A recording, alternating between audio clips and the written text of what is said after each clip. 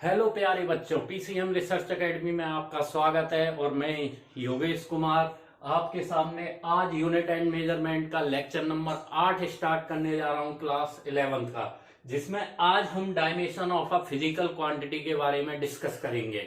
Dimension कैसे निकालते हैं, क्यों यूज करते हैं, और डायमेंशन से हमारे नीट, जेई में काफी क्वेश्चन पूछे जाते हैं। इसके अलावा आरआरबी हो, एनटीपीसी है, एसएससी है, सभी में कोई ना कोई क्वेश्चंस आता है। तो सबसे पहले हम बात करते हैं कि जब हम फिजिकल क्वांटिटी की बात कर रहे थे तो वहां पे हमने कई फंडामेंटल क्वांटिटीज पढ़ी थी। 7 फंडामेंटल क्वांटिटीज के बारे में बताया था। और ये 7 फंडामेंटल जो क्वांटिटीज थी, ये ड्राइव्ड क्वांटिटीज को ड्राइव करती थी, यानी उनका एक्सप्रेशन निकालती थी। जो भी ड्राइव क्वांटिटी दी है उसकी सहायता से हमें कोई ना कोई फंडामेंटल क्वांटिटी की सहायता से ड्राइव क्वांटिटी को हम एक्सप्रेस करते थे। तो अब एक्सप्रेस किया गया। अब फंडामेंटल क्वांटिटी कौन कौन सी थी, जैसे mass, length, temperature, luminous intensity, amount of substances, electric current, ये सब हमारी क्या थी, फंडामेंटल क्वांटिटीज थी। तो अब बात आती है कि ये डायमेंशंस होती क्या है। सबसे पहला टॉपिक क्या बनता है इसमें कि डायमेंशंस हैं क्या।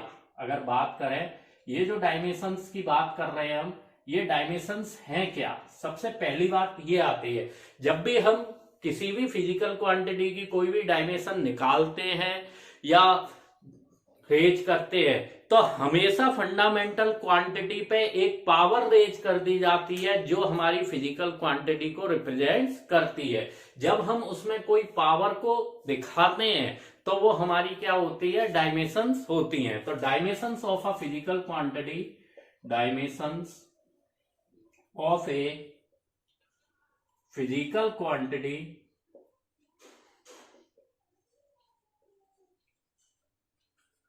क्वांटिटी किसमें, पावर के रूप में। किसके रूप में, पावर्स के रूप में। Are the powers to which the fundamental quantity, to which the fundamental quantity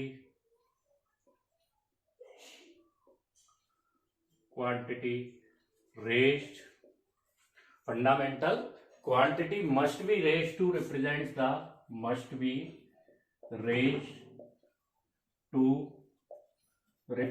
the physical quantity, represents the physical quantity। जब हम किसी डायमेंशन को लिखते हैं तो किसी भी फिजिकल क्वांटिटी के ऊपर जो पावर रेस होती है उसी को हम क्या कहते हैं, डायमेंशंस कहते हैं।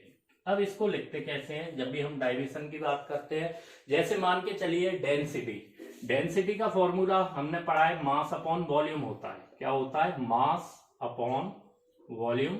डेंसिटी इज इक्वल टू किसके होता है, मास अपॉन वॉल्यूम के।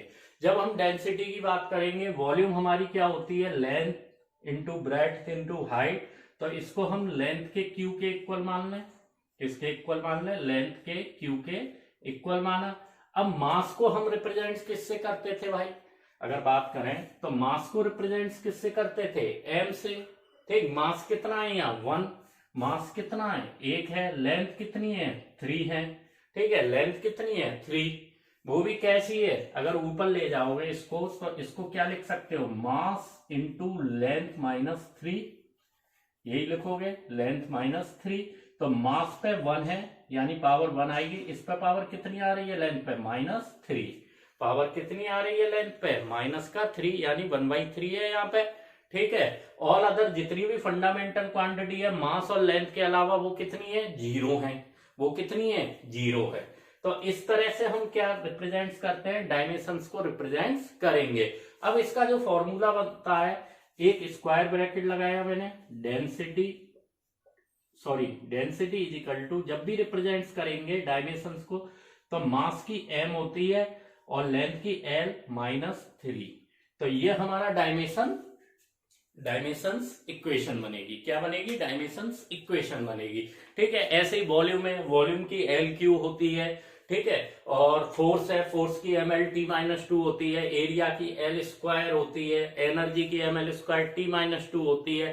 तो इस तरह से हम डायमेंशंस को रिप्रेजेंट करते हैं। अब बात करते हैं डायमेंशन फॉर्मूला क्या होता है। डायमेंशनल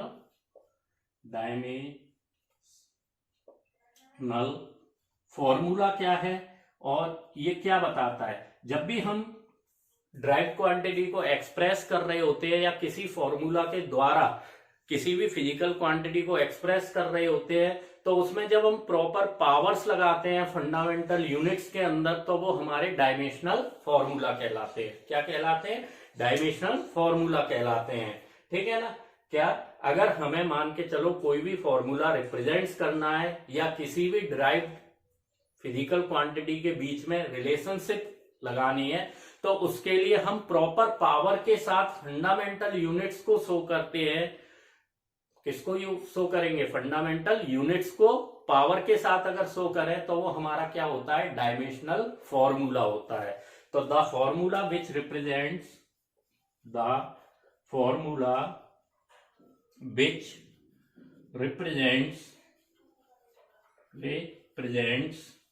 ठीक है, the formula which represents the relationship between the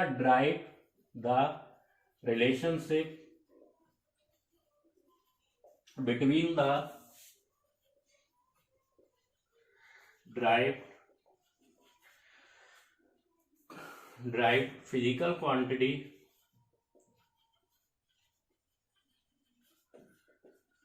किसके रूप में दिखाएंगे? पावर्स के रूप में। ठीक है, with proper powers with the fundamental units जो भी हमारी फंडामेंटल यूनिट होती है या फंडामेंटल यूनिट्स है या क्वांटिटी है, उनके साथ जब हम इनको शो करते हैं तो हमारा क्या बनता है? डायमेंशनल फॉर्मूला बनता है। अब ये कैसे बनता है? देखो, जैसे हमने अभी लिखा था डेंसिटी, अब लेते हैं वॉल्यूम का, ठीक है, या फोर्स का लेते हैं। फोर्स इजिकल टू हम जानते हैं मास इंटू एक्सलरेशन है। अब ये ड्राइव क्वांटिटी थी मेरी, ये कैसी है? ड्राइव फिजिकल क्वांटिटी है, मास इंटू एक्सलरेशन। ठीक है, अब मास का क्या होता था? हमारा मास ही रहेगा, एम ही रहेगा, इंटू एक्सलरेशन जो होता था वो change in velocity upon time होता था।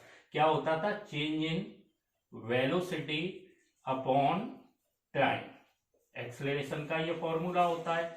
अब ये भी हमारी फंडामेंटल क्वांटिटी है, ये भी हमारी फंडामेंटल क्वांटिटी है, और वेलोसिटी किसके इक्वल होती थी? हमारी change in displacement upon time.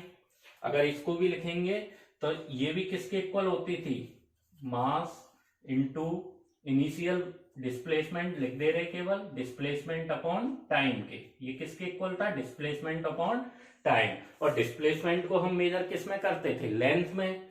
ठीक, तो अब इसकी यूनिट डायमेंशन बनाएंगे तो इसकी हुई m, इसकी क्या हुई l, और टाइम क्या हो गया? स्क्वायर, तो ml(t²). और इसको जब हम डायमेंशन फॉर्मूला लिखेंगे तो पावर के रूप में रिप्रेजेंट करेंगे, तो ml(t-2). ये हमारी किसकी डायमेंशन निकल के आई? फोर्स की। तो इस तरह से हम डायमेंशनल फॉर्मूला का यूज करते हैं। कोई भी हमें फंडामेंटल क्वांटिटी या कोई भी फिजिकल क्वांटिटी दी है, ठीक, उसको अगर ड्राइव क्वांटिटी में हमें रिप्रेजेंट करना होता है पावर के रेंज में, तो वही हमारा डायमेंशनल फॉर्मूला बन जाता है। और हमेशा याद रखना है, जब भी डायमेंशन फॉर्मूला लिखते हैं तो हमेशा हमारा स्क्वायर ब्रैकेट शो होगा। हमेशा क्या होगा? स्क्वायर ब्रैकेट शो होगा, और यही स्क्वायर ब्रैकेट बताएगा कि ये इसकी क्वांटिटी की डायमेंशन दे रखी है। स्क्वायर ब्रैकेट क्या शो करेगा? कि जो क्वांटिटी दी हुई है उसका जो ब्रैकेट्स है यही शो करता है कि ये जो हमें ड्राइव क्वांटिटी दी है उसकी जो डायमेंशन है यही होगी। अब बात करते हैं नेक्स्ट टॉपिक की, कि डायमेंशन क्वांटिटी की बात करते हैं। फॉर्मूला बता दिया हमने, है ना। अब डायमेंशन क्वांटिटी के बारे में डिस्कस करेंगे। डायमेंशन क्वांटिटी क्या होती है, कैसे यूज करते हैं इनको। ठीक,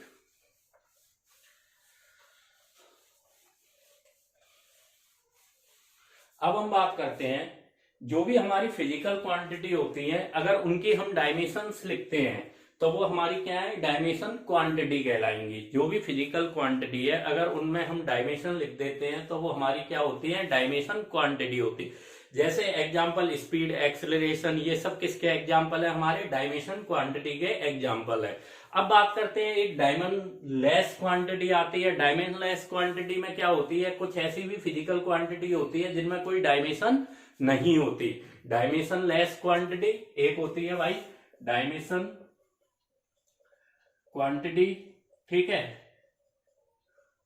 ये ऐसी फिजिकल क्वांटिटी होती है जिसमें डायमेंशन होगी, ठीक। जैसे स्पीड एग्जांपल लेते हैं, एक्सेलरेशन, ये सब किसके एग्जांपल है, डायमेंशन क्वांटिटी के हैं। अब बात करते हैं डायमेंशनलेस क्वांटिटी। डायमेंशनलेस क्वांटिटी, ये डायमेंशनलेस क्वांटिटी क्या होती है, नो डायमेंशन, जिन क्वांटिटी में कोई भी ऐसी फिजिकल क्वांटिटी जिनमें कोई डायमेंशंस नहीं होती, जिनमें कोई डायमेंशन नहीं होती है, उनको हम डायमेंशनलेस क्वांटिटी कहते हैं। अब डायमेंशनलेस क्वांटिटी में बात करते हैं, जैसे एंगल है। एंगल क्या है हमारा, डायमेंशनलेस क्वांटिटी है, ठीक। और स्ट्रेन है, स्ट्रेन भी कैसी हमारी क्वांटिटी है, डायमेंशनलेस है, क्योंकि ये फिजिकल क्वांटिटी तो होती है हमारी, ये क्या है, फिजिकल क्वांटिटी होंगी, लेकिन कोई डायमेंशन नहीं होगी, वो हमारी क्या होती है, डायमेंशनलेस क्वांटिटी होती है, ठीक है। इसके अलावा रिलेटिव डेंसिटी को भी हम ले सकते हैं, ठीक। रिलेटिव डेंसिटी है, ये भी हमारी कैसी क्वांटिटी है, रिलेटिव डेंसिटी है, ठीक है, ये भी हमारी डायमेंशनलेस होती है। अब इसके बाद बात करते हैं हम डायमेंशनल कांस्टेंट की। किसकी बात करेंगे, डायमेंशनल कांस्टेंट। ये डायमेंशनल कांस्टेंट क्या होता है, अगर हम बात करें, जो डायमेंशनल कांस्टेंट है वो इस तरह के फिजिकल क्वांटिटी होंगी जिनकी कोई ना कोई वैल्यू, कांस्टेंट वैल्यू होती है, जिसकी कांस्टेंट वैल्यू होती है। यानी जब हम रिप्रेजेंट कर रहे होते हैं तो कांस्टेंट तो होते ही होते हैं, लेकिन इनकी डायमेंशन भी निकाल सकते हैं। ये कैसे है, डायमेंशनल कांस्टेंट, कांस्टेंट होनी चाहिए क्वांटिटी, और जिसकी डायमेंशंस होती हैं उन्हें हम डायमेंशनल कांस्टेंट कहते हैं। For example gravitational constant, universal जो ग्रेविटेशनल कांस्टेंट है, ग्रेविटेशनल कांस्टेंट है, ये हमारा कैसा है, डायमेंशनल कांस्टेंट है। ग्रेविटेशनल कांस्टेंट, प्लांक्स कांस्टेंट, ये सब हमारे कैसे होते हैं, प्लांक्स कांस्टेंट भी हमारा कैसा है, डायमेंशनल कांस्टेंट है, ठीक है। इस तरह से हम निकालते हैं स्टीफन कांस्टेंट, बीन कांस्टेंट, बहुत सारे कांस्टेंट होते हैं। आगे जब फिजिक्स बढ़ती जाएगी तो हम खुद सीखते जाएंगे, बहुत सारे कांस्टेंट हमें मिलेंगे। और सबसे ज्यादा अगर डायमेंशन पूछी जाती है तो इन कांस्टेंट की पूछी जाएगी 1 मार्क्स में, ठीक। अब बात करते हैं, कुछ होते हैं dimension less constant. Dimension less constant की बात करें तो कुछ ऐसी भी क्वांटिटी होती हैं जो बिल्कुल डायमेंशन लेस है, जिसका कोई यूज ही नहीं है, ठीक है। कांस्टेंट होते हैं जिनमें कोई डायमेंशन नहीं होती, नो डायमेंशंस। इसमें क्या होता है हमारा, कोई भी डायमेंशंस नहीं होती है, ठीक है।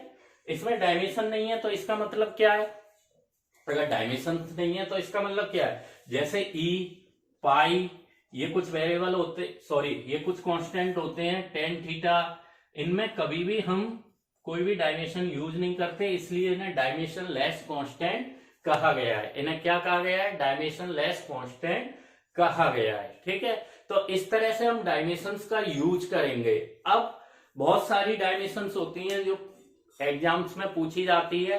अगर आपने ये डायमेंशन यहाँ पे सीख लिए और फॉर्मूला आपने सीख लिए तो समझना आपका लगभग 10% फिजिक्स कवर हो जाती है फॉर्मूला बेस्ड। जो हम एग्जाम देते हैं आरआरबी, एनटीपीसी का, जेई का, बड़े बड़े जितने भी एग्जाम है, एसएससी का, ठीक है, तो वहां जो साइंस के क्वेश्चन पूछे जाते हैं वहां डायमेंशंस पूछी जाती हैं, तो वो डायमेंशंस यहां से कंप्लीट हो जाती है और कुछ फॉर्मूले भी हमारे कंप्लीट होंगे, ठीक है। अब बात करेंगे हम डायमेंशन फॉर्मूला की। फिजिकल क्वांटिटीज के डायमेंशन फॉर्मूला कैसे फाइंड करते हैं, उन सभी फॉर्मूला को अब देखेंगे। तो सबसे पहले जो स्टार्टिंग होती है वो होती है हमारी area. Area is equal to, हम जानते हैं लेंथ इंटू ब्रेड्थ होता है, formula A is equal to L into B, A is equal to L into B, ठीक है। अब लेंथ भी मीटर में है, ये इसकी भी यूनिट क्या होगी, सॉरी डायमेंशन एल, इसकी भी एल होगी, तो इनकी डायमेंशन निकल के क्या आएगी एल स्क्वायर, और इसकी यूनिट क्या होगी मीटर का square. Second unit is a volume. अगर हम वॉल्यूम की बात करें तो length into breadth into height, L B H. L B H को अगर represents L L L, L का मल्टीप्लाई 3 टाइम्स तो एल क्यू होती है, और इसकी जो यूनिट होती है वो मीटर क्यू होती है। इसकी जो यूनिट होती है वो क्या होती है मीटर क्यू। लीनियर डेंसिटी तीसरा देखेंगे, लीनियर डेंसिटी। ठीक, लीनियर जो डेंसिटी होती है वो मास अपॉन वॉल्यूम के होता है, किसके इक्वल होता है, सॉरी मास अपॉन लेंथ के। लीनियर डेंसिटी जो होती है वो मास अपॉन लेंथ के होती है हमारी। अब मास की पता है हमें m होती है और लेंथ की l, ठीक है। मास अपॉन लेंथ होता है लीनियर डेंसिटी के, तो मास अपॉन लेंथ, तो इसकी क्या बनेगी ml-1, इसकी क्या होगी ml-1 डायमेंशन होगी, तो ये डायमेंशन में रिप्रेजेंट हो गया। अब यूनिट क्या लिखेंगे केजी मीटर इनवर्स या KG per metre, KG per metre. अब बात करते हैं मास डेंसिटी की, ठीक है। मास एक लीनियर डेंसिटी होती है, एक हमारी क्या होती है मास डेंसिटी, इसकी होती है मास अपॉन वॉल्यूम, मास अपॉन वॉल्यूम, ठीक है। मास का पता ही है m होता है, वॉल्यूम हम निकाल चुके हैं एल क्यू होता है, और इसको जब डायमेंशन में लिखेंगे तो ml-3 होगी। इसको लिख सकते हैं KG per metre cube, KG per metre cube. This is a mass density, और ये कैसी डेंसिटी है हमारी लीनियर डेंसिटी है। ये मास डेंसिटी है, ये लीनियर डेंसिटी है। एक और डेंसिटी होती है specific gravity of relative density, specific gravity of relative density लिख सकते हैं, specific gravity of relative density, RD जिसे बोलते हैं, ठीक है। अब ये रिलेटिव डेंसिटी का फॉर्मूला क्या पहले ही मैंने बताया था, ये कैसी होती है डायमेंशनलेस होती है। कैसी होती है डायमेंशनलेस, क्योंकि इसमें जो डेंसिटी निकालते हैं density of substances, density of substance upon density of water, water की डेंसिटी निकालेंगे 4 डिग्री सेंटीग्रेड पे, ठीक है। तो डेंसिटी ऑफ सब्सटेंसेस और density of water is equal to specific gravity of relative density के होता है, आरडी के इक्वल होता है। तो इसकी जो यूनिट निकल के आती है वो क्या निकल के आएगी, डायमेंशनलेस है, ठीक है। तो नो डायमेंशन, इसकी कोई डायमेंशन नहीं होती। अगर डायमेंशन शो नहीं कर रहा तो लिख सकते हो m की पावर 0, l की पावर 0, t की पावर 0, क्योंकि हमें ये तीनों ही रिप्रेजेंट करने होते हैं जब भी डायमेंशनलेस की बात करते हैं। अब बात करते हैं next specific volume. Specific volume ये आप 9th में पढ़ चुके हो। स्पेसिफिक जो वॉल्यूम होता है वो होता है हमारा 1 अपॉन डेंसिटी के। स्पेसिफिक वॉल्यूम किसके होता है 1 अपॉन डेंसिटी, और 1 की तो यूनिट होती नहीं है, पहले ही बताया था, सॉरी 1 की डायमेंशन नहीं होती है। जब 1 की डायमेंशन नहीं होती है तो क्या होगा, डेंसिटी का फॉर्मूला लगाएंगे। डेंसिटी क्या होगा 1 अपॉन, अब ये m इंटू l-3 होता था, ml-3 होता था, तो ये क्या हो जाएगा, यहाँ पे जब डायमेंशन बनाएंगे m-1 l क्यू, तो इसको लिख सकते हैं हम केजी का इनवर्स और मीटर का क्यू, मीटर का क्यू, ठीक है। केजी इनवर्स मीटर क्यू, ये क्या होती है हमारी स्पेसिफिक वॉल्यूम होती है, KG inverse and metre cube, ये क्या है हमारी स्पेसिफिक वॉल्यूम है। तो हमने ये 6 डायमेंशन के फॉर्मूले पढ़े, पहले कितने पढ़े हैं 6 में पहला क्या है, area is equal to length into breadth, L into B L square, volume is equal to L into B into H, L cube के होता है, linear density is equal to formula होता है मास अपॉन लेंथ, तो इसका ml-1, ये याद रखना है। Linear density mass upon length है, mass density mass upon volume है, जबकि specific gravity of relative density क्या होती है, density of substances upon density of water के, और स्पेसिफिक वॉल्यूम किसके होता है 1 अपॉन डेंसिटी के।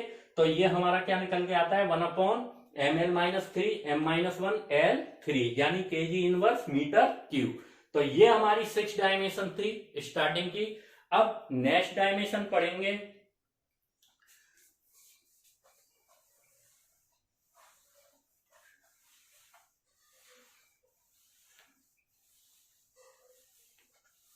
Time period. 7 डायमेंशन बात करते हैं टाइम पीरियड और फ्रिक्वेंसी की और बात करते हैं। यहाँ पे 7 डायमेंशन है हमारी टाइम पीरियड, ठीक है।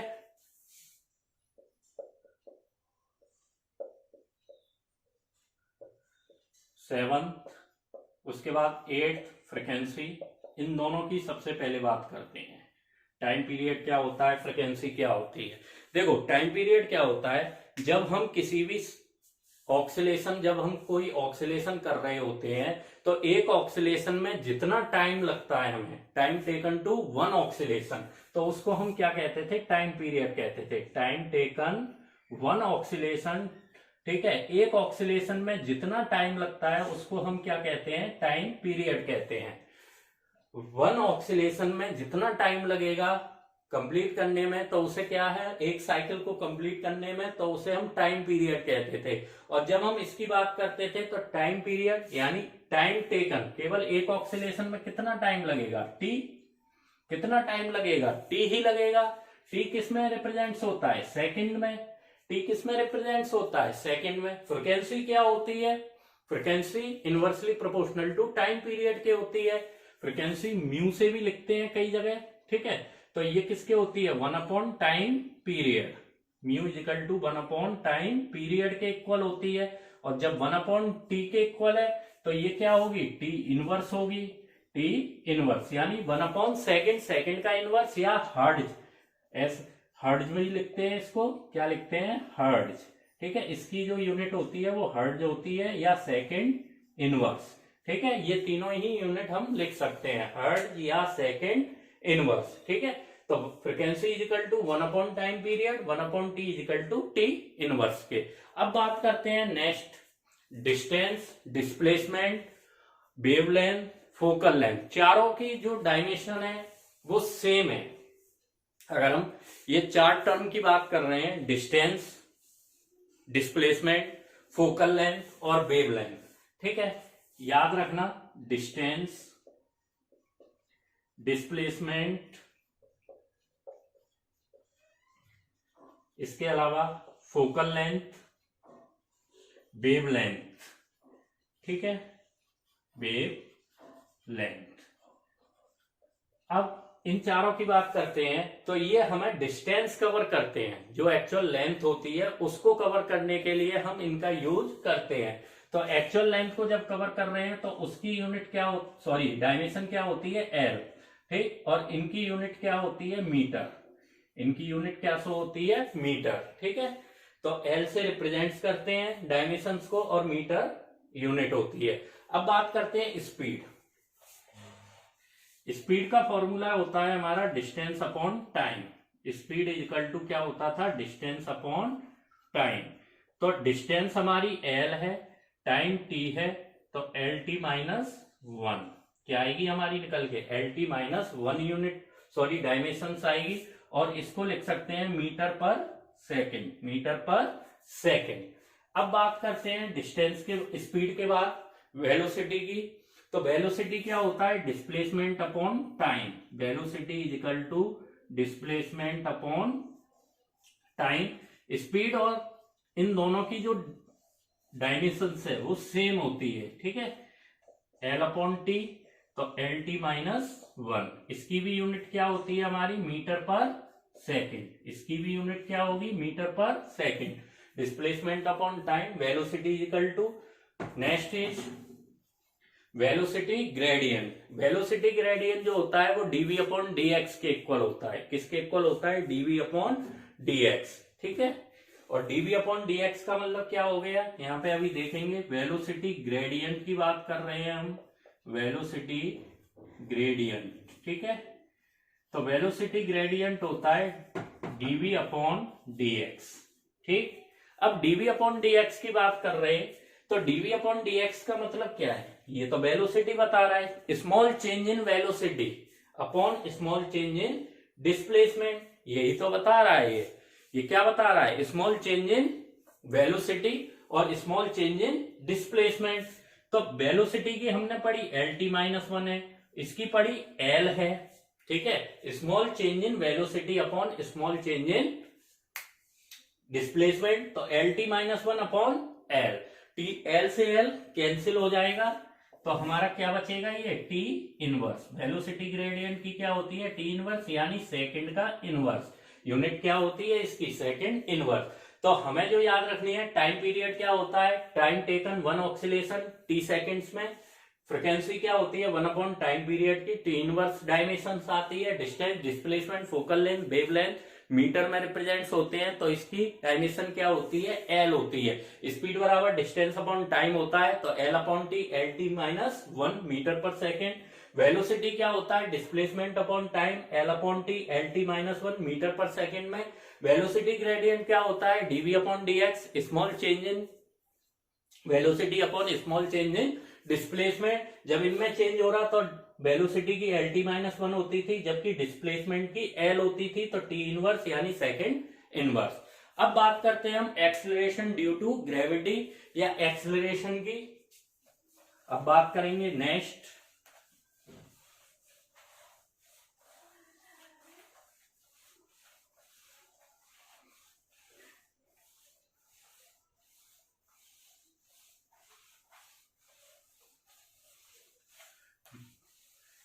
डायमेंशन है हमारी 13 नंबर की, एक्सेलरेशन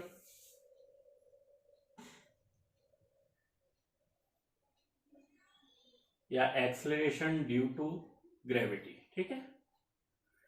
एक्सेलरेशन हमने क्या पढ़ा था, एक्सेलरेशन के बारे में हमने ये पढ़ा था, change in velocity upon time. Change in velocity upon time या वेलोसिटी अपॉन टाइम जो होता है वो एक्सेलरेशन के इक्वल होता है, वेलोसिटी अपॉन टाइम। इसका फॉर्मूला क्या था, velocity upon time, LT-1 upon T. क्या लिखेंगे, LT-1 अपॉन टी। अब इस टी को ऊपर ले जाएंगे तो L तो अपनी जगह है, T inverse into T inverse हो जाएगा, ये ऊपर गया। अब ये पावर बन रही है -1 कितना होता है, -2, तो ये लिखी जाएगी LT-2 और इसकी यूनिट होगी metre per second square. Unit क्या होगी हमारी, मीटर पर सेकेंड स्क्वायर। तो एक्सेलरेशन की यूनिट क्या आएगी, metre per second square. Dimension क्या होगी, LT-2। अब बात करते हैं मोमेंटम। 14 इज मोमेंटम, ठीक। मोमेंटम का फॉर्मूला जो होता है, momentum P is equal to mass into velocity mb। P is equal to mb, क्योंकि ये हमने 9th में पढ़ा हुआ है, m इंटू बी, ठीक। मास इंटू वेलोसिटी, मास की यूनिट होती है, सॉरी डायमेंशन l, इसकी होती है LT-1, तो इसकी डायमेंशन बनेगी MLT-1 और इसकी जो यूनिट बनेगी वो बनेगी KG metre per second, KG metre per second, KG metre per second, ठीक है। अब बात करते हैं नेक्स्ट 15, MLT-1 के बाद मोमेंटम हो गया आपका force. Force F is equal to होता है मास इंटू एक्सेलरेशन, ठीक है, मास इंटू एक्सेलरेशन। जैसे जैसे हम आगे बढ़ते जाएंगे तो एक हमें फंडामेंटल क्वांटिटी मिल रही है, एक ड्राइव क्वांटिटी मिल रही है, क्योंकि इस ड्राइव क्वांटिटी को हम पहले ही फंडामेंटल क्वांटिटी में रिप्रेजेंट कर चुके हैं। तो अब यहाँ पे मास m इंटू ये कितना, एक्सेलरेशन की LT-2 होती थी, तो MLT-2, इसकी क्या आएगी MLT-2 और इसकी यूनिट वैसे तो न्यूटन लिखते हैं हम, ठीक है। इसके अकॉर्डिंग देखोगे तो केजी मीटर पर सेकंड का स्क्वायर, केजी मीटर पर सेकंड का स्क्वायर भी शो कर सकते हैं। क्या कर सकते हैं, केजी मीटर पर सेकंड स्क्वायर।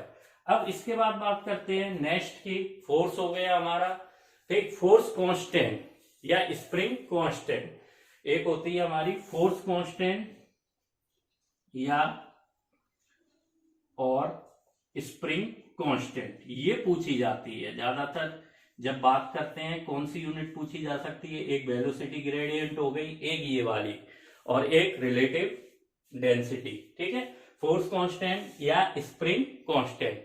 तो हमने एक फॉर्मूला पढ़ा था जब भी स्प्रिंग की बात करते थे, तो फोर्स इजिकल टू होता था हमारा K इंटू एक्स, यानी ये डिस्प्लेसमेंट है, ये स्प्रिंग कांस्टेंट है। ये क्या है? हमारा स्प्रिंग कांस्टेंट है। और ये क्या होता है? हमारा डिस्प्लेसमेंट होता है। ये क्या होता है? डिस्प्लेसमेंट। तो F into F is equal to K into X, तो K इजिकल टू क्या होगा? F अपॉन एक्स, यानी फोर्स अपॉन डिस्प्लेसमेंट। ये क्या होगा हमारा? Force upon displacement. अब हमें फॉर्मूला याद है तो इसको हम आसानी से सॉल्व कर सकते हैं। फोर्स की होती है डायमेंशन mlt-2 और डिस्प्लेसमेंट की L से L कैंसिल, तो क्या आएगी? mt-2। तो इसकी यूनिट हम क्या लिख सकते हैं? kg पर सेकेंड स्क्वायर। kg पर सेकेंड स्क्वायर, इसकी यूनिट क्या लिख सकते हैं? kg पर सेकेंड स्क्वायर। अब बात करते हैं इम्पल्स।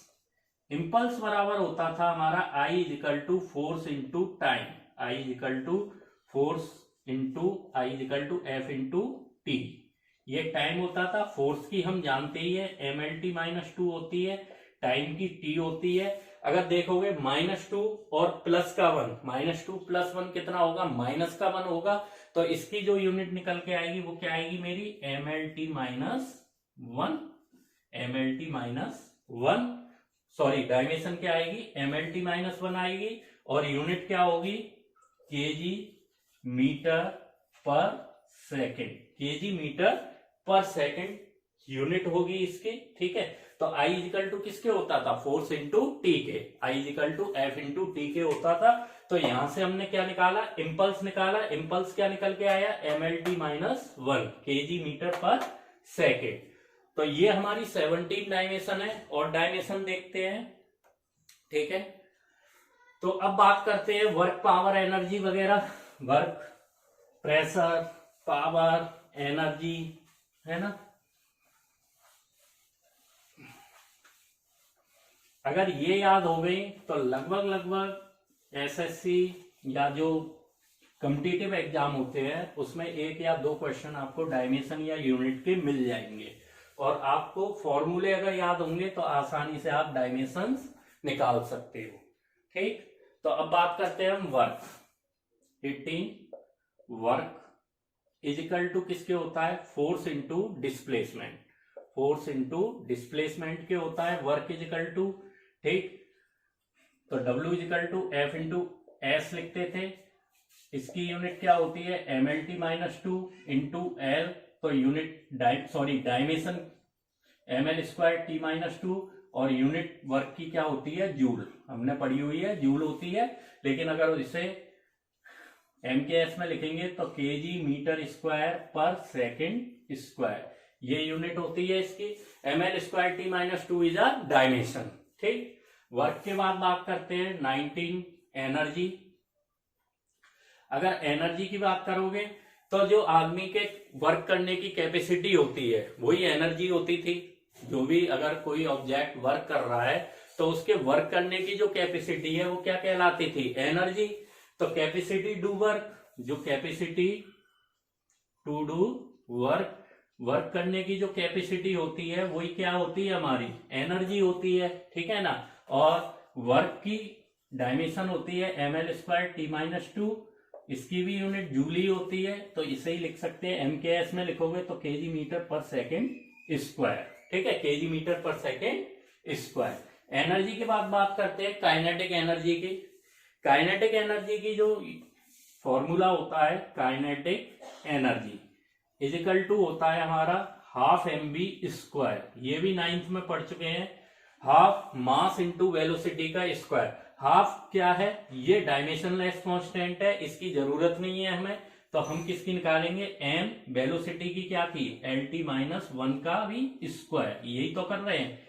m इंटू lt-1 का होल स्क्वायर डायमेंशन। तो m इंटू l²t-2, तो इसको लिख सकते हैं डायमेंशन को ml²t-2। और इसकी भी unit same KG metre square per second square.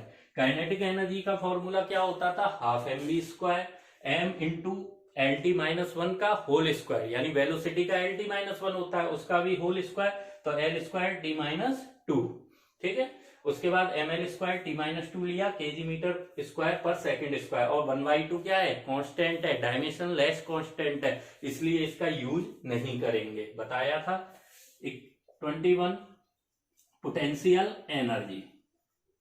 Potential energy, जो पोटेंशियल एनर्जी होती है वो हमारे mgh के इक्वल होती है। m is the mass, g is the gravity due to acceleration, h is the height sorry, mass m होता है। अब gravity due to acceleration lt minus two होता है, और हाइट l होती है, तो इसकी भी डायमेंशन क्या बनेगी हमारी, ml square T minus to, ml square T minus to, और इसकी m के एस यूनिट क्या है, यही होगी। ठीक है, यही यूनिट बनेगी। अब बात करते हैं एनर्जी डेंसिटी की।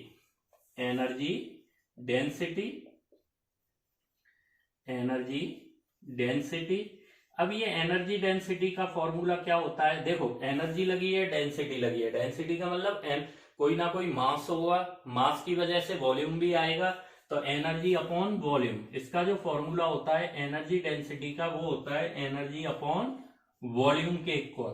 किसके इक्वल होता है, energy density equal to energy upon volume के इक्वल होता है। एनर्जी की हम निकाल चुके हैं, क्या डायमेंशन होती है, ml square T minus to, volume की भी निकाल चुके हैं, एल क्यू। अब यहाँ पे क्या बचेगा, 1L बचेगा, तो इसको हम क्या लिख सकते हैं, M L minus one T minus two. तो इसकी जो यूनिट बनेगी वो क्या हो जाएगी, KG per metre into second का square, KG per metre into second का स्क्वायर। तो ये हमारी हो गई एनर्जी, या एनर्जी अपॉन वॉल्यूम है तो जूल अपॉन सेकेंड भी लिख सकते हो, एक और यूनिट लिख सकते हो जूल अपॉन सेकेंड। एनर्जी की जूल होती है, ठीक है, और टी माइनस टू बच ही रहा है तो जूल अपॉन सेकेंड भी लिख सकते हो, इसको सॉल्व करके देख सकते हो। और joule upon metre cube, second नहीं, जूल अपॉन एल क्यू है तो मीटर क्यूब। ठीक है, जूल एनर्जी की, वॉल्यूम की, मीटर क्यूब, तो जूल अपॉन मीटर क्यूब या KG per metre second square. अब बात करते हैं हम पावर की। पावर प्रेशर एक और करते हैं, 25 ही करेंगे आज डायमेंशन। पहले 25 फॉर्मूले ये याद रखना, अगर फॉर्मूले आपने याद कर लिए तो आप डायमेंशन निकाल लोगे, जिससे डायमेंशन के जब भी क्वेश्चन आएंगे तो आपको कोई परेशानी नहीं आएगी। ठीक है ना, जब तक आप फॉर्मूले याद नहीं करोगे तब तक परेशानी आएगी। कुछ फॉर्मूले ऐसे हैं जो आपको पहले से याद है, कुछ ऐसे होंगे जो नहीं याद होंगे। ठीक है ना, उन्हें लर्न करने की कोशिश करना या समझने की कोशिश करना, जिससे हम आसानी से डायमेंशंस निकाल सकें। अब 23 power, power is equal to होता है हमारा work upon time, work upon time. अब वर्क की बात करें तो वर्क की हमारी यूनिट होती है ml square T minus to, upon time की टी होती है। अब इसको ऊपर ले जाएंगे, ml square sorry dimension T minus two into T inverse. ठीक, अब इसका मल्टीप्लाई करेंगे तो ml square T minus to T minus one कितना हुआ, टी माइनस का 3 minus two minus one minus 3, simple. ठीक, तो इसकी डायमेंशन निकल के क्या आएगी, ml square T minus 3, dimension क्या आएगी, ml स्क्वायर टी माइनस 3। ठीक, अब वर्क अपॉन टाइम था, वर्क अपॉन टाइम को हम क्या लिख सकते हैं, जूल पर सेकेंड। वर्क अपॉन टाइम को क्या लिख सकते हैं, जूल पर सेकेंड, और इसको वॉट में भी रिप्रेजेंट कर सकते हैं। किस में रिप्रेजेंट कर सकते हैं, वॉट में भी रिप्रेजेंट कर सकते हैं। और अगर हम MKS में लिखते हैं तो केजी मीटर स्क्वायर पर सेकेंड क्यूब। ठीक है, केजी मीटर स्क्वायर पर सेकेंड क्यूब भी रिप्रेजेंट कर सकते हैं। पावर के बाद 24 नंबर पे आती है हमारी यूनिट, इक्वल लेते हैं, चलो क्वांटिटी प्रेशर। प्रेशर बराबर किसके होता है, force upon area. Pressure is equal to किसके है, फोर्स अपॉन एरिया। फोर्स की डायमेंशन होती है mlt माइनस टू, एरिया की होती है एल स्क्वायर। ठीक है, तो एक एल से एक एल मर गया तो ml minus one T minus to, इसकी डायमेंशन क्या आएगी, ml minus one T minus to निकल के आएगी। अब इसको मैं यूनिट को लिख सकता हूं न्यूटन पर मीटर स्क्वायर, न्यूटन पर मीटर स्क्वायर। और प्रेशर की यूनिट पास्कल भी होती है, ठीक है, प्रेशर की यूनिट क्या होती है, पास्कल होती है। अगर इसमें लिखना है केजी पर मीटर सेकंड का स्क्वायर, एमकेएस में लिखना है तो KG per metre second square, ठीक। 25 एक और यूनिट देखते हैं, बात करते हैं।